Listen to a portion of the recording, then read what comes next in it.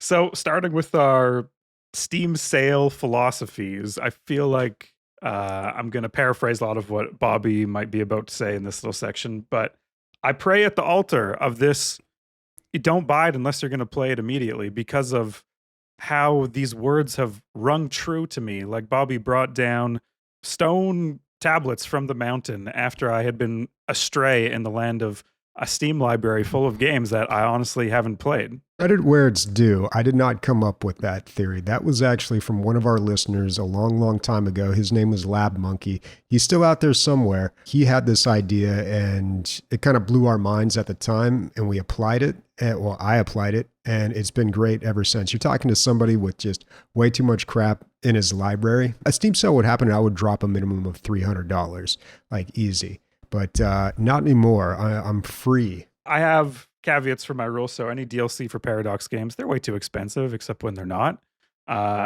Old city builders like the Pharaohs or the Caesars, those go on sale sometimes for like $1 or $2. And then anything old Star Wars. If something's like shockingly cheap, I will generally pick it up. Yeah, you know, you're something like, what the fuck? Is this right?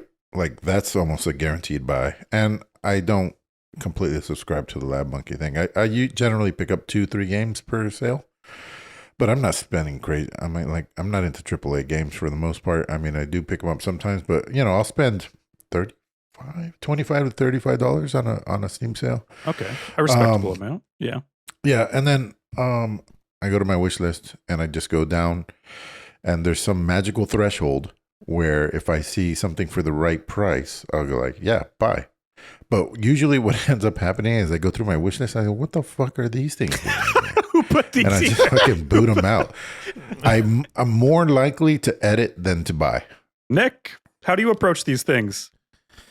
I usually don't buy games on Steam sale, and I have it in the last 2 of them. What I end up usually doing, and this sounds pretty scummy, is that key sites will usually reduce their prices when a Steam sale goes when it happens, right?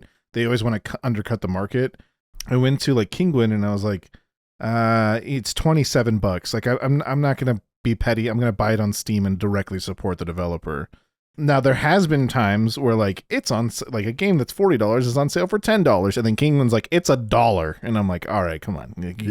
Yeah, you can't beat that. Fuck like, them devs. Fuck them devs. Yeah. They've already been paid. It's fine. What I do is I do gift a lot. So if I see something like Emilio wants and he hasn't bought it yet, and it's like 2 days into the sale, I'll buy it for him especially if it's around like this time of year, if it's like Christmas, you know, I'll buy something. It's true. He just sent me a game like this week. Like I have friends that like, they don't like physical gifts. Like they just literally like, they have like, I have too much shit in my room. I'm like, all right, here's a copy of, you know, this zoo game that you wanted. I do not care for physical gifts. That is true. I don't think people understand when they give me something. I'm like, I live in a 470 square foot apartment. Nothing This is 1 square. This is 1 square foot. Where am I going to put that?